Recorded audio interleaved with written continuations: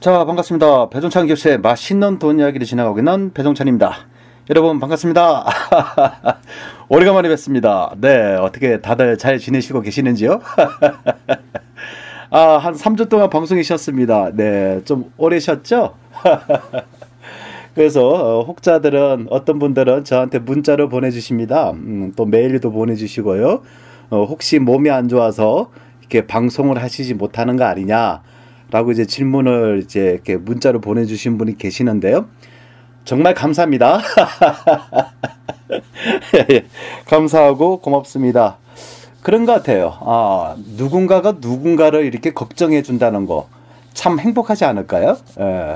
우리 가까이 있는 부모님이나 또는 우리 배우자나 우리 또 자녀 또 우리 친척분들 우리가 늘상 가깝게 지내면서도 또 어떻게 보면 그분들을 위한 걱정 이렇게 마음에 두시는 거, 그렇게 좀 모르겠어요. 뭐, 저 같은 경우에는, 물론 뭐 저도 이제 걱정하시는 친척이 있죠. 또 걱정이 되고, 또 뭐 하루에 한 번 정도도 문득문득 생각이 나요. 왜? 걱정스러우니까. 그런데 뭐 잘 계시는 뭐 부모님들이나, 이렇게 또 친척분들 또 생각하면, 또 이렇게 많은 걱정을 안 하잖아요. 그런데 이제, 배종찬 교수의 맛있는 돈 이야기를 진행하고 있는 이 배종찬이라는 사람이 우리 애청자분들한테 방송을 좀 뜸하게 나가면 오히려 이제 걱정을 받는 그래서 어떻게 보면 좀 행복하다, 행복합니다. 누군가가 수많은 분들이 저를 걱정해 주시는 그러한 부분들이 저를 더 크게 하고 또 저를 더 열심히 살 수 있게끔 하는 그런 뭐 동력이라고 할까요? 에너지를 주시는 것 같아요. 아무튼 감사드리고요. 개인적으로 볼 때는 지금 뭐 하나의 또 프로젝트를 좀 준비 중에 있습니다. 뭐 프로젝트를 해가지고 뭐 크고 아주 뭐 대단한 게 아니라 뭐 작은 거를 하나 또 이제 준비 중에 있고요. 그게 좀 시간이 좀 많이 걸리네요. 또 개인적으로 또 하는 일들이 좀 많다 보니까 뭐 좀 하려고 그러면 좀 집중을 하려고 그러면 또 뭐를 또 해야 되고 조사를 해야 되고 또 연구를 해야 되고 또 뭐 상담을 또 해드려야 되고 거기다가 또 물건 분석을 또 하러 또 가야 되고 거기에다가 또 계약서를 또 써야 되고 좀 왔다 갔다 하는 게 좀 많네요. 그 사람 몸이 뭐라고 해야 되나요? 요즘 들어서는 저 배종찬이라는 사람이 한 3명 정도 더 있었으면 좋겠어요. A라는 배종찬한테는 뭐를 시키고 B라는 배종찬한테는 뭐를 시키고 C라는 배종찬한테는 뭐 먹고 자는 거를 시키고 휴식을 취하게끔 그렇게 하고 싶네요. 그 정도로 좀 일이 좀 많이 좀 쌓이고 있습니다. 아무튼 저에게 많은 관심과 걱정을 보내주신 우리 애청자 여러분들께 다시 한번 고개 숙여 진심으로 감사의 말씀을 드립니다. 저 건강해요. 자, 보니까 3월 12일이죠. 한국은행에서 기준금리를 2%에서 1.75%로 다운을 시켰다라는 거죠. 그래서 지금 2%에서 1.75니까 0.25%가 다운이 됐죠. 그러면 또 많은 분들이 이렇게 또 궁금하게 생각하시겠죠. 교수님, 네. 기준금리가 뭡니까?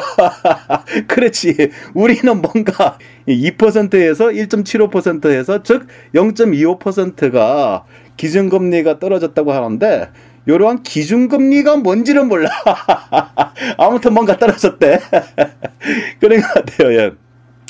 그래서 기준금리라는 거는 이제 한국은행 소속 기관이 금융통화위원회라고 있어요. 그래서 매월 둘째 주 목요일 날 이제 모든 분들이 금융통화위원회 분들이 모여가지고 이제 금리 기준금리를 정하는 거죠. 요게 바로 우리가 한국은행에서 말하는 기준금리다라고 이해를 하시면 되겠어요. 그래서 예를 들어서 2012년도 7월 달에는 기준금리가 3%였어요. 그리고 2013년 5월 달에 한국은행 기준금리가 2.25%였고요. 2014년도 8월 달에는 2.25%에서 2014년 10월 달에는 2.0%로 떨어졌고요. 드디어 올해 2015년 3월 12일 날 1.75%로 떨어졌다는 얘기입니다. 그러면 이렇게 기준금리가 떨어지게 되면 이제 시장의 금리에는 어떤 영향을 끼칠까요? 여러분 한번 생각을 한번 해봅시다. 한국은행에서 정한 기준금리가 0.25%가 떨어졌어. 그러면 당연히 은행에 있는 예금금리도 떨어지겠죠. 은행에 있는 예금금리가 떨어진다는 얘기는 즉 우리가 또 대출을 받을 수가 있겠죠. 주택담보대출 또 금리가 인하된다는 얘기겠죠. 그래서 이렇게 한국은행에서 기준금리를 이렇게 정하게 되면 요 금리에 따라서 기준금리가 올라가면 예금금리와 대출금리가 올라가는 거고, 요 한국은행 기준금리가 떨어질 경우에는 대출금리와 예금금리가 떨어지게 되는 거죠. 그런데 뭐 막상 보니까 작년 대비 0.25%밖에 떨어지지 않았지 않습니까? 라고도 말씀하실 수 있어. 왜? 우리는 기준금리가 떨어지든지 예금금리가 떨어지든지 주택담보대출금리가 떨어지든지 관심이 없는 분들도 많이 계시니까 맞습니다. 하지만 지금은 또 역으로 이렇게 생각하셔야죠. 이제 예금을 해가지고 돈 버는 시대, 즉 예금으로 인한 재테크 시대는 끝났다는 거잖아요. 어렵다는 거잖아요. 그죠? 이제 작년까지만 해도 우리가 예금을 통해서 1억을 맡기면 예를 들어서 2.5%라고 이제 예금 이자를 줬잖아요. 그런데 올해 들어서 이제 한국은행 기준금리가 1.75%로 정해지게 됨으로써 이제 예금금리도 더 밑으로 떨어지겠죠. 심지어 이제 1%에 해당되는 예금금리를 받게 된다는 얘기겠죠. 그렇다면 우리가 요 기준금리하고 예금금리하고 뗄래야 뗄 수가 없는 그거잖아요. 즉 앞으로 열심히 적금을 들어가고 앞으로 열심히 예금을 들어간다. 즉 1억 원이란 돈이 있어가지고 정기 예금을 넣었다라고 하면 2.5%에서 이제 2% 내지는 1.8%로 떨어진다는 얘기잖아요. 그러면 예를 들어서 이제 1억을 가지고 2%를 하고 온다면 1년 동안 정기 예금을 넣었어요. 그러면 1년의 이자가 200만 원 준다는 거죠. 1년 이자가 200만 원이면 한 달로 따지면 한 뭐 16만 원, 17만 원? 그 정도밖에 안 된다는 얘기죠. 그러니까 1억이라는 돈이 좀 의미가, 물론 1억이라는 돈이 큰 돈이잖아요. 큰 돈인데 실제적으로 예금을 하게 됨으로써 받는 이자가 그다지 높지 않게 된다라고 볼 수가 있겠죠. 자, 그러면 우리의 부모님들이 많이 계시죠. 또 부모님들 중에서 적게는 몇백만 원, 또 많게는 수십억 가진 또 부모님도 계시겠죠. 이러한 어르신들 중에서 아직도 은행에 예금을 하고 계시는 그런 많은 분들이 계실 것입니다. 근데 은행에 예금을 했는데 매년 은행에서 예금을 통해서 받는 이자가 줄어들어. 그래도 또 예금만 하시겠지, 어르신들이니까. 그런데 어떻게 보면 이제 이렇게 이렇게 예금 금리가 낮다는 얘기는 이제는 뭐를 하라는 얘기겠죠. 그만큼 예금을 하게 됨으로써 받는 이자가 축소가 됐으니까 이제 뭐 투자를 하라는 얘기일 수도 있잖아요. 예를 들어서 뭐 소형 아파트를 사가지고 월세를 받는 그런 거를 행해라. 아니면 금융상품 중에서 주식에 대해서 관심을 가져라 라고 볼 수가 있겠죠. 그 다음에 이제 기업의 입장에서는 본다면 이제 금리가 떨어지게 됨으로써 기업이 이제 설비 투자라고 하지 않나요? 설비 투자 같은 거를 이제 금리가 낮게 됨으로써 투자를 하라는 얘기죠. 그러면 이런 식으로 해서 우리가 기준금리를 낮추는 이유는 즉 은행 예금보다는 이제는 기업 입장에서는 투자를 좀 생각에 염두에 두라는 얘기고, 또 이제 개인적으로 본다면 우리나라 국민들로 본다면 어느 정도는 예금도 좋지만은 예금도 훌륭해, 아주 좋아요. 좋지만은 하지만 이제 투자에도 관심을 가져라, 이런 차원이라고 볼 수가 있겠죠. 그래서 한국은행에서 기준금리를 이제 0.25%를 낮춰서 이제 1.75%가 됐다는 겁니다. 자, 지금까지는 예금 금리에 대해서 얘기를 좀 해드렸고요. 그러면 우리가 이렇게 기준금리가 낮게 됨으로써 우리가 주택담보대출이 있지 않습니까? 그러니까 주택을 매입을 할 때 지렛대 효과라고 그러죠. 내가 가진 원금의 일부하고 은행 돈을 차입을 해서 그래서 지렛대 효과라고 그럽니다. 그래서 내가 가진 금액이 예를 들어서 2,500만 원이라면 은행 융자를 7,500만 원을 이용해서 합치면 1억이 되지 않습니까? 1억이 되면 이제 1억짜리의 아파트를, 소형 아파트를 살 수 있다. 요게 이제 지렛대 효과라잖아요.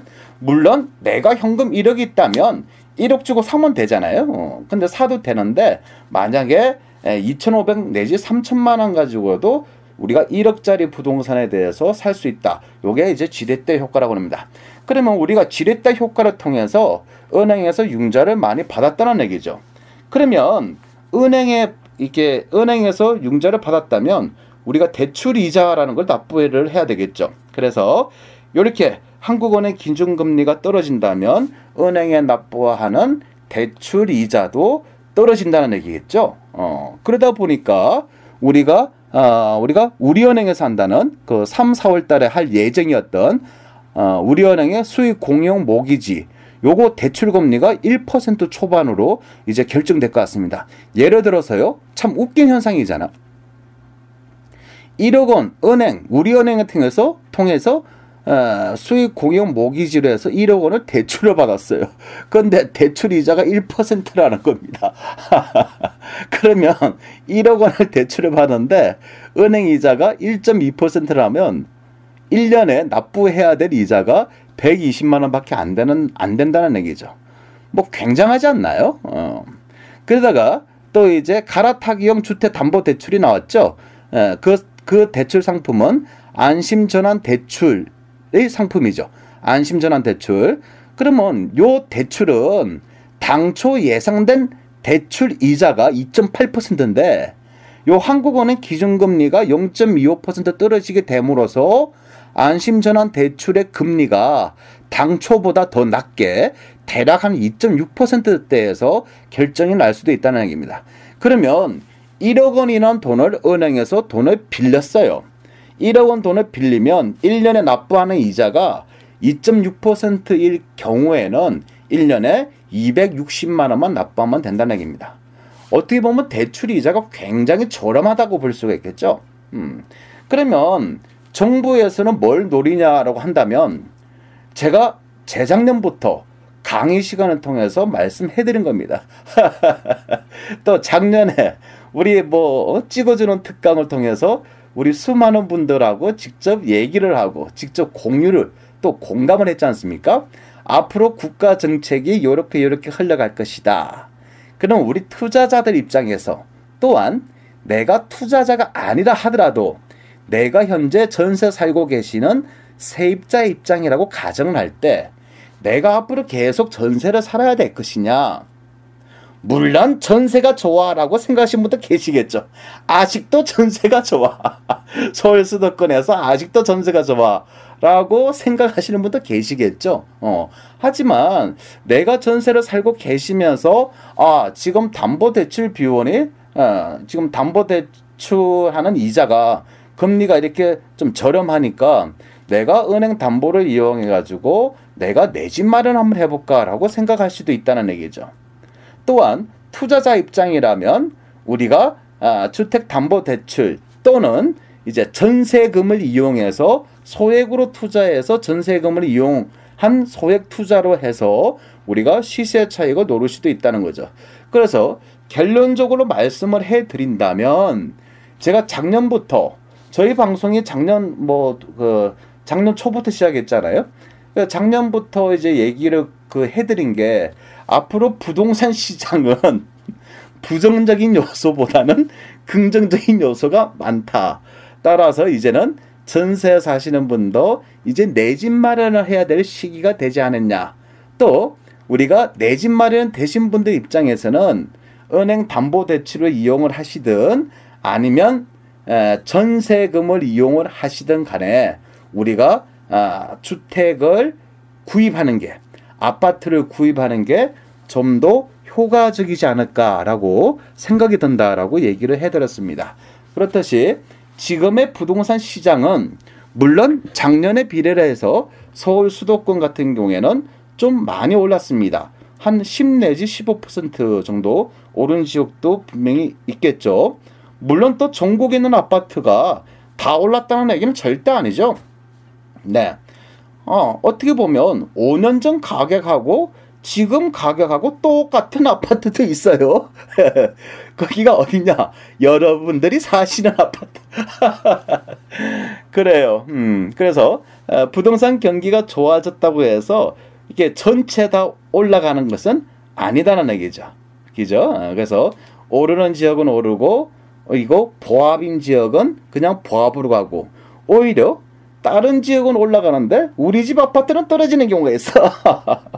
또 제일 중요한 거 있잖아요. 뭐가 중요하냐면 내가 팔고 싶어도 우리 집이 안 팔린다는 얘기입니다. 그게 가장 중요한 포인트가 되겠죠. 제일 중요한 건 부동산 투자의 문제는 환급성이라고 그러죠. 즉 내가 팔고 싶을 때 팔려야 되는데 내가 팔고 싶을 때 안 팔리면 문제가 된다는 얘기야. 그래서 대중들이 선호하고 투자자들이 좋아하는 지역으로 가셔야 된다는 거죠. 또한 투자자들이 좋아하는 평수형으로 가야 된다는 얘기죠. 그래서 제가 이런 강의 시간에 또 이런 방송 시간에 이렇게 말을 하는 겁니다. 올해의 이슈는 역시 지방보다는 그래도 서울 수도권이 나을 것이다. 그리고 대형 평수보다는 당연히 소형 평수에 관심을 가지셔야 될 것이다. 라고 설명을 할 수 있다는 얘기죠. 네. 오늘도 저희 아름다운 부자 카페 회원한테서 또 상담이 이제 또 들어왔죠. 본인이 열심히 작년에 투자를 해서 좀 재미를 좀 보셨고 그 다음에 올해 또 여유 자금이 한 3천만 원 정도가 있어서 올해 또 자기가 관심 있는 지역으로 해서 답사를 갔다고 합니다. 그 답사를 간 지역이 어디냐? 충청북도입니다. 충청북도고 인구가 10만 명 미만인 도시.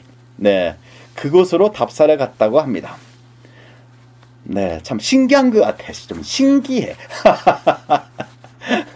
아니 그 서울 수도권에 사시는 분이 왜 그렇게 먼 곳으로 가는지. 그래서 아무튼 전화가 왔습니다. 좀 친하게 지내는 분이라서 이렇게 좀 통화를 좀 해드렸죠. 그래서 교수님 어디 지역에 있는 20평대 아파트가 매매 금액이 1억 4천입니다. 매매 금액이 1억 4천? 그래서 교수님 융자가 요즘 또 1% 대출이다. 또 한국은행 기준금리가 또 1.75%로 떨어졌기 때문에 요즘 좀 분위기를 좀 탈 것 같습니다. 아하. 벌써 이제 고수들이 돼가고 있는 과정인 것 같아요. 그러니까 여러 강의를 통해서 또 이렇게 찍어주는 특강이나 또 기존에 무슨 투자 전략 특강을 통해서 많은 분들이 이제 생각을 깨치고 있는 과정인 것 같아요. 그래서 제가 미리 칼럼도 안 쓰고 방송도 안 했지만은 이제 한국은행 기준금리를 이렇게 떨어뜨리게 됨으로써 이제 본인들이 열심히 임장 활동이라고 그러죠. 눈으로 보고 직접 답사를 가고 투자성이 있냐 없냐를 본인들이 판단을 한다는 거죠. 그래서 여러분들이 가보니까 20평대 아파트가 매매 금액이 1억 4천이고요. 융자를 1억 정도 받을 수 있다는 겁니다. 융자를 1억. 그리고 전세 보증금이 1,000만 원에 월세가 한 달에 대략 45만 원 들어온다는 얘기죠. 자, 다시 한번 정리를 한번 해드리겠습니다. 매매 금액이 1억 4천, 융자 1억, 보증금 1,000만 원에 월세가 45만 원. 그러면 매매 금액 1억 4천에서 융자 1억을 빼고 세입자에게 받는 전세 보증금 1,000만 원을 빼면 실투자 금액이 3천만 원 되겠죠. 딱 본인이 가진 돈이야. 그래서 그 3천만 원을 가지고 재테크를 한다는 겁니다. 그래서 한 달에 45만 원씩 월세를 받는다. 그럼 우리가 투자 수익률을 따질 때는 월세를 가지고 얘기할 때는 1년치를 우리가 산정한다고 그랬잖아요. 그러니까 45만 원 곱하기 1년이 12달이니까 곱하기 12를 하셔야 되죠. 그러면 45만 원 곱하기 12개월 하시게 되면 1년에 월세를 540만 원이 수령 가능하다는 얘기입니다. 그 다음에 1억을 대출을 이용해서 받았기 때문에 대출 금리를 3%로 딱 정하면 1년에 3%니까 대출 이자를 300만 원을 변제해야 되겠죠. 그러면 월세 1년치 거둔 금액 540만 원에서 은행 담보대출 이자 300만 원 빼면 240만 원 되겠죠. 즉 3천만 원을 투자해서 1년에 240만 원을 번다는 얘기입니다. 그러면 요걸 투자 수익률로 따지게 되면 얼마가 되냐라고 하면 대략 8% 정도가 되거든요. 그래서 교수님, 이런 식으로 따지면 그 충청북도에 있는 그 작은 도시의 20평대 아파트 하면 투자 수익률이 8% 나옵니다 라고 얘기를 하는 겁니다. 그래서 제가 한 가지 더 얘기를 한번 해봅니다. 좋아, 보증금 1,000만 원에 월세가 45만 원이면 투자 수익률이 8%가 나오겠다. 하지만 만약에 내 생각에서는 이게 1,000만 원에 45는 이게 호가 아니야, 호가. 최고 높은 금액 아니야? 근데 만약에 1,000만 원에 45가 아니라 1,000만 원에 40일 수도 있잖아요. 물론 50일 수도 있겠죠. 근데 45를 잡았다면 우리가 최악의 경우도 생각해야 되잖아요. 그러면 1,000만 원에 한 달 월세가 45만 원이 아니라 한 달 월세를 40만 원 탄다고 가정을 한다면 이렇게 한번 가정 한번 해볼까요? 그러면 투자 금액은 똑같이 3천만 원입니다. 보증금은 동일하니까. 그러면 40만 원 곱하기 12개월 하시게 되면 1년에 받는 월세가 480만 원 되겠죠. 그러면 480만 원을 타서 은행 담보대출 이자 3%인 300만 원을 변제해야 되겠죠. 그럼 480만 원에서 300만 원 변제하게 되면 순수하게 1년에 남는 금액이 180만 원이 된다는 얘기죠. 그러면 3천만 원 투자를 해서 1년에 180만 원이 남았다. 그러면 투자 수익률로 계산하다 보면 우리가 몇 퍼센트가 뭐냐? 6%가 나온다는 겁니다. 그러니까 이게 갑자기 앞선 경우는 투자 수익률이 8%야. 근데 후자 한 달에 5만 원만 낮춰도 투자 수익률이 요거 6%가 되죠. 예를 들어서 최악으로 볼까요?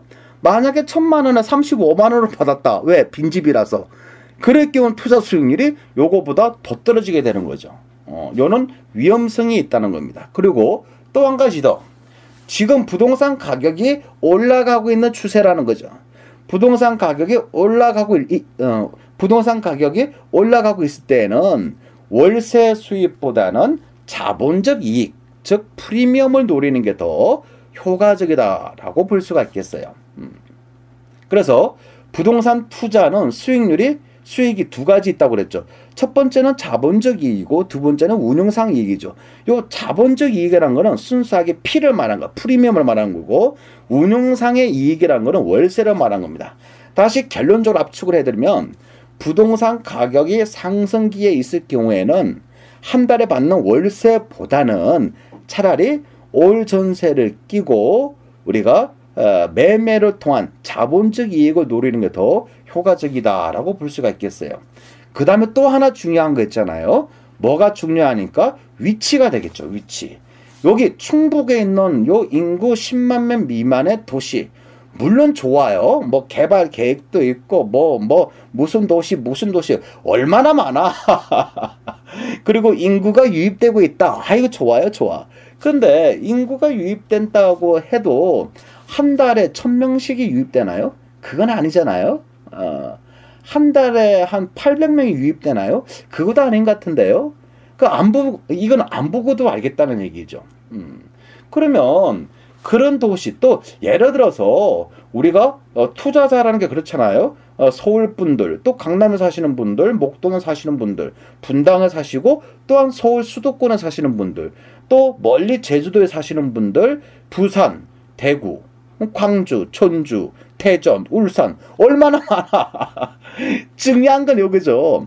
전국에 있는 수많은 사람들이 어디 지역이라 그러면 관심 있어 라고 이렇게 생각하는 지역이 있고, 만약에 충북의 그 작은 도시라면 관심은 거의 없다는 거 보시죠.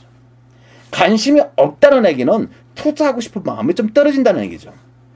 예를 들어서 이렇게 설명했어요. 제가 알고 있는 수많은 분들 중에 10명을 골라서 그 지역 관심 가지십시오라고 얘기하면 10명 중에 1명 내지 2명만 사실 것 같아요.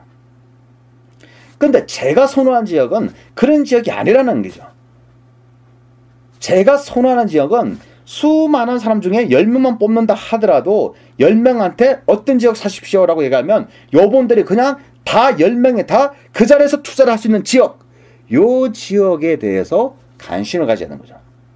요 얘기는 또 역으로 표현하면 무슨 얘기냐라고 한다면, 우리가 부동산 취득하는 거 좋아요. 부동산 사는 거 좋습니다. 근데 중요한 거는 부동산을 사는 것도 중요하지만 내가 나중에 시간이 지난 다음에 요 부동산을 팔 때 쉽게 팔릴 수 있냐 없냐가 중요한 거야. 어떤 분은 30년 전에 수도권의 반지하를 샀는데 30년이 지났는데도 안 나가고 있어. 아직도 안 팔리고 있다는 얘기죠. 어떤 분은 10년 전에 인천 지역의 모 빌라를 샀는데 지금 팔려고 해도 이건 팔릴 수가 없다는 얘기죠. 그런 분들도 많잖아요. 그러면 요게 또 요런 식으로, 이 중요한 거는 내가 팔고 싶을 때 팔 수 있는 지역이냐 아니냐가 투자의 포인트가 된다는 얘기죠. 다시 한번 압축을 한번 해드릴까요? 전국에 있는 수많은 사람들이 다 관심을 한 번쯤 가진 지역, 그 지역이 투자처가 된다는 얘기죠. 그런데 전국에 있는 수많은 사람들이 그 지역조차는 관심도 안 가졌는데 그 지역에 투자를 한다는 얘기는, 그거는 그 지역 주민들한테 팔 수밖에 없다는 얘기가 되잖아요. 자, 한번 또 더 좀 쉽게 표현을 할까요? 내가 팔고자 할 때 10명이 달라붙어요. 근데 내가 팔고자 할 때 1명도 안 달라붙어. 그러면 어떤 현상이 일어날까요? 내가 팔고자 했을 때 10명이 나타난다는 얘기는 가격이 올라간다는 얘기겠죠. 내가 팔고자 하는데 아무도 산다는 사람이 없어. 그러면 가격은 떨어진다는 얘기입니다. 무슨 얘기죠? 지금 여러분들이 가지고 계시는 부동산에 대해서 한 번쯤은 진단을 해보시기 바랍니다. 내가 가지고 있는 요 부동산이 2년 뒤, 5년 뒤에 내가 팔고자 했을 때 쉽게 팔리는 지역일까? 만약에 쉽게 팔리는 지역이라면 가격은 조금씩 올라갈 것입니다. 근데 내가 취득한 요 부동산이 남들이 관심을 안 가질 것 같아 라고 생각하면 그 부동산은 팔기가 어려운 부동산이 될 겁니다. 자, 결론적으로 오늘은 우리가 한국은행 그 기준금리가 0.25% 떨어져서 지금은 한국은행 기준금리가 1.75%가 됐다는 얘기를 해드렸고요.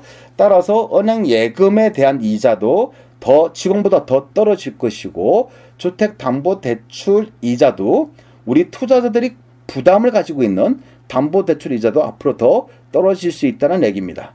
그래서 오늘은 여기까지만 해드리고요. 다음 강의는 이제 내가 고정금리 대출을 받았다라는 거죠. 그 고정금리 대출이 5%다.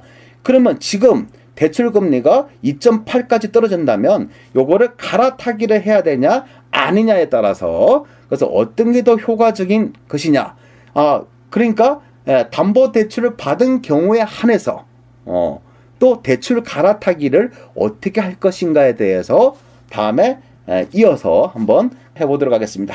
자, 오늘도 즐거운 날 되시고요. 또한 행복이 가득한 날 되시기 바랍니다. 이상까지 배종찬이었습니다. 감사합니다.